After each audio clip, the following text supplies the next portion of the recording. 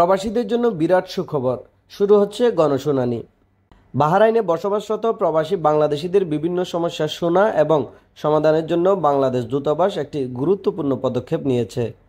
দূতাবাস কর্তৃপক্ষ জানিয়েছে, প্রতি মাসের শেষ শুক্রবার দূতাবাসের হলরুমে গণশুনানির আয়োজন করা হবে। এই উদ্যোগের মূল উদ্দেশ্য হল প্রবাসী বাংলাদেশিদের সমস্যা সম্পর্কে সরাসরি অবগত হওয়া, সমাধানের জন্য প্রয়োজনীয় পদক্ষেপ নেওয়া এবং দূতাবাসের সব ধরনের সেবা প্রদানের স্বচ্ছতা ও জবাবদিহিতা নিশ্চিত করা। একই সঙ্গে পাসপোর্ট ও কনসুলেটের সেবার মান উন্নয়ন এবং জনসচেতনতা বৃদ্ধি এই গণশুনানির লক্ষ্য। দূতাবাস কর্তৃক সম্প্রতি প্রকাশিত এক বিজ্ঞপ্তিতে এই সিদ্ধান্তের কথা জানানো হয়েছে। বিজ্ঞপ্তিতে আরও বলা হয়েছে, বাহরাইনে নিযুক্ত বাংলাদেশের রাষ্ট্রদূত মোহাম্মদ রইস হাসান সরোয়ার প্রতি মাসে এই গণশুনানিতে সরাসরি উপস্থিত থাকবেন। এই ধারাবাহিকতায় এপ্রিল মাসের গণশুনানি আগামী 25শে এপ্রিল শুক্রবার বিকেল 4টা থেকে সন্ধ্যা 6টা পর্যন্ত দূতাবাসের হলরুমে অনুষ্ঠিত হবে।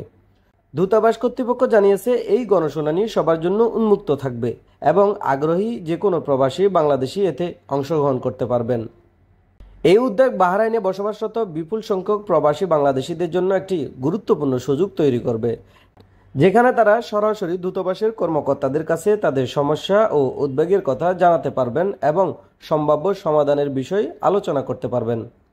তহিদুল ইসলাম সোহাগ, আরব বাংলা নিউজ।